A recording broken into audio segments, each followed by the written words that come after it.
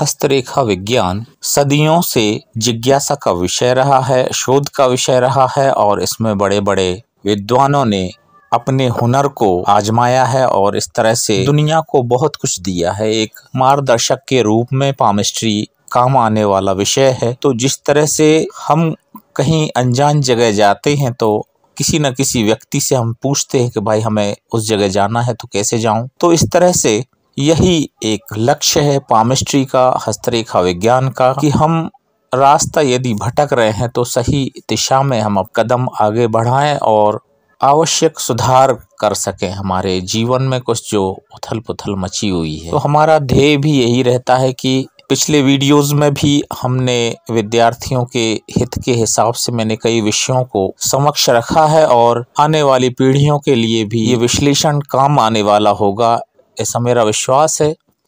तो पामिस्ट्री के विद्यार्थियों को पढ़ना चाहिए और गहरे में जाके इस विषय का अध्ययन करके और एक मार्गदर्शक के रूप में आप आगे काम कर सकते हैं। John Warner, William G Wenham के लिए भी आप पढ़ें, Comte C de Saint Germain के लिए भी आप पढ़ सकते हैं और इसके अलावा सामुद्रिक शास्त्र भारतीय हस्तरेखा विज्ञान के विषय में एक अद्भुत संग्रह है, उसे आप पढ़ सकते हैं। इसके अलावा श्रीमाली जी जैसे अनेक हिंदी विद्वानों ने भी कुछ विशेष बातें जो है हस्तरेखा की यहाँ पर सीखने के लिए तैयार की हैं, तो आप उन किताबों का भी अध्ययन कर सकते हैं। वैसे जॉन वार्नर, इन्हें तो पामिस्ट्री का आइंस्टाइन कहा जाता है और इन्हें कीरो के नाम से हम जानते हैं। तो इनका वृहद विश्लेषण जो है सदियों से हमारे काम आ रहा है और आएगा।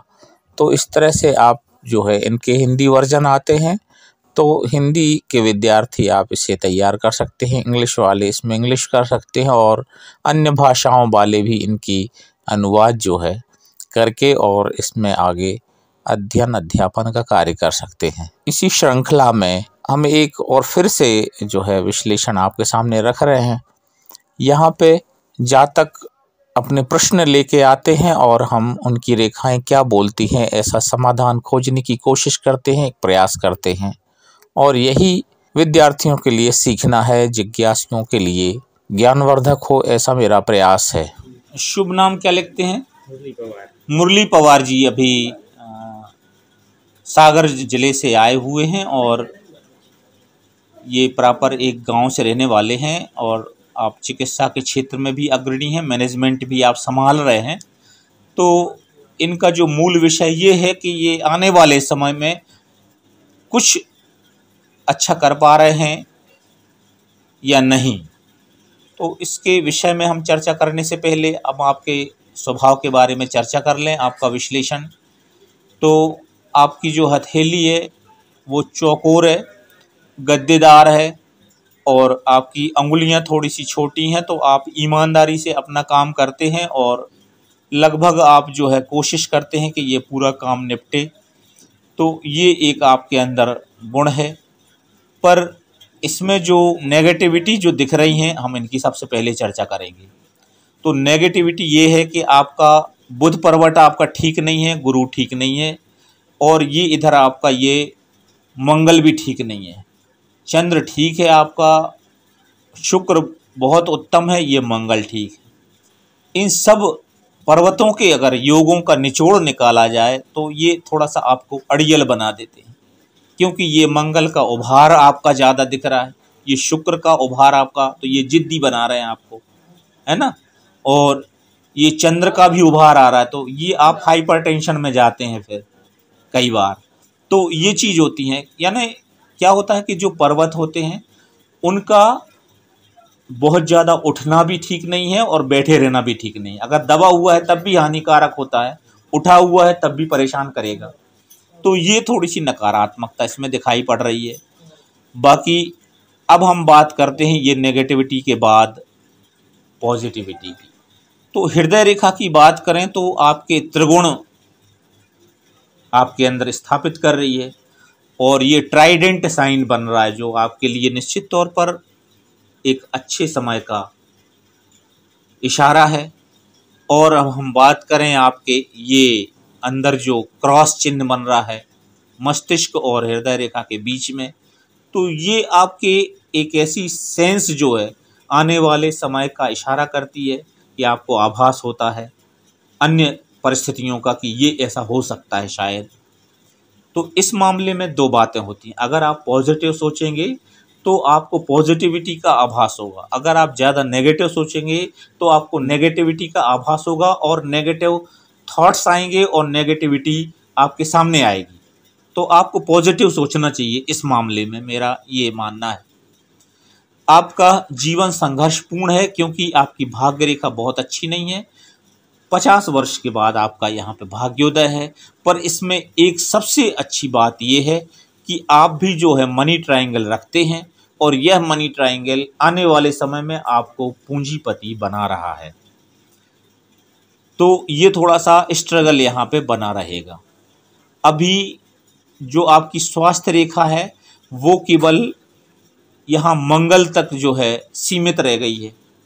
तो ये समय जो आपका है बहुत ज़्यादा स्ट्रगल करने का समय है और अभी आपको मैं समझता हूँ कि ये इतने 45 वर्ष तक आप बहुत मेहनत कर लें, क्योंकि इसके बाद तो आपको बैठ के खाना है और उसके बाद फिर अनुकूलताएं भी नहीं होंगी। आप जो भी व्यापार व्यवसाय करेंगे वो सफल नहीं होगा, लास्ट में व्यापार व्यवसाय सफल नहीं हो रहा। तो इसलिए आपको अभी जो भी करना है, मतलब अगर साहस आपको दिखाना है तो वो अभी दिखाने का समय है, बाद में नहीं होगा। आयु यहाँ पे आपकी 72 वर्ष दिख रही है ना, और बहुत कुछ हद तक आप जो है निरोगी जीवन जीने वाले हैं। थोड़ा बहुत तो उतार चढ़ाव यहाँ पे ये जो राहु रेखाएं हैं ये दे रही हैं। राहु रेखाएं जरूर यहाँ पे आपके जीवन को क्रिटिकल जन्म समय बता रही हैं कि आपका जो है बचपन संघर्ष में गुजरता है बहुत ज़्यादा। मतलब राहु रेखाएं जीवन को कचरा करती हैं, मैं आपको बताऊं आदरणीय पवार जी। तो ये हो गया जो हो गया, पर आपको अभी खुद कुछ करना है तो इसमें आपकी अनुकूलता है, क्योंकि ये जो आप देख रहे हैं एक सूर्य रेखा, दो सूर्य रेखा और उसमें ये भी एक सपोर्ट लग रहा है। तो इस हिसाब से आपको ये अनुकूलता यहाँ पे दिख रही है। तो ये भी आने वाले समय में बहुत कुछ आपको देगा। तो अभी आप जो है प्रबंधकीय कार्य कर रहे हैं इसमें अच्छा है, पर अभी पैसा तो रुक नहीं रहा है, अभी अनुकूलताएं नहीं है पैसा रुकने की। इसमें समय आपका आएगा। ये 35 वर्ष अगर आप क्रॉस कर रहे हैं तो समय अब आने वाला है, पर यदि आप 35 नहीं कर रहे हैं तो 35 वर्ष तक तो आपकी मेहनत जो है फल देने वाली नहीं है बहुत ज़्यादा तेज़ी से। तो उसके बाद आप जो है लगे रहें और अपने काम में बहुत ज़्यादा रुचि दिखाएं, मेहनत करें, तब जाके कहीं जो है आपको ये चीज़ दिखेगी। यहाँ थोड़ा सा आपका जो है ये विवाह की रेखा जो है बहुत शॉर्ट है, तो आप पत्नी से बहुत ज़्यादा जो है सामंजस्य बिठा के रखें, ये बहुत क्रिटिकल हो सकता है। ये आने वाले समय में मैं समझता हूँ कि ये एक स्ट्रगल का टाइम है, तो उसमें बहुत ज़्यादा आपको एडजस्टमेंट करना चाहिए और कोशिश आपको ये करनी चाहिए कि आप अपनी बुद्धिमत्ता या जो पुरुषार्थ है उसका प्रेशर ना डालें उन पे, वो नेगेटिव होगा। अगर आप अपनी पत्नी को कोई चीज़ समझाते हैं तो वो नकारात्मक प्रभाव डाल रही है, क्योंकि ये आपका जो बुध पर्वत क्षीण है और विवाह की रेखा भी कमज़ोर है। तो इसमें मैंने देखा है कि अक्सर जो है पत्नियां भाग जाती हैं पति को छोड़ के। तो ये बेहतर होगा कि आपको इस मामले में एक सकारात्मक कोशिश करनी चाहिए। और भी अन्य ग्रह, हालांकि आपका सूर्य ग्रह बलवान है तो इस हिसाब से ये आसार जो है बहुत जल्दी दिखाई नहीं पड़ते हैं, पर ये जोखिम हो सकता है, तो इसमें आपको कोशिश करनी चाहिए।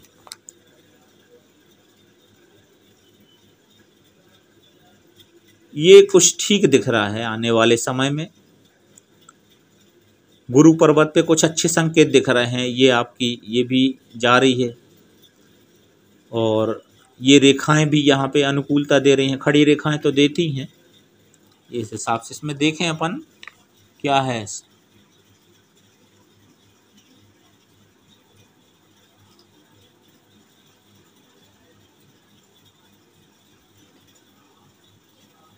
इसमें भी डीप निर्णय नहीं ले पाते हैं। आप अपने जीवन में निर्णय लेने में बहुत समय लगाते हैं और आप जो है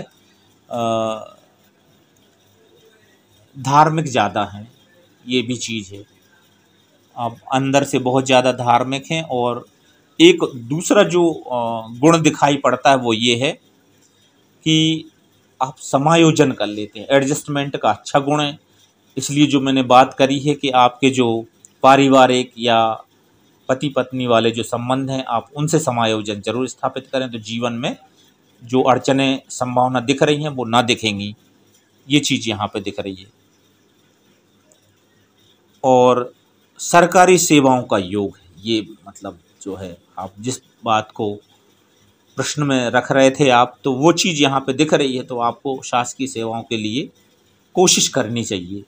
तो मैं समझता हूँ कि बहुत कुछ आपके हाथ में पॉजिटिविटी है, धनात्मकता है और आप निश्चित तौर पर एक अपने आप को जीवन में स्थापित कर पाएंगे।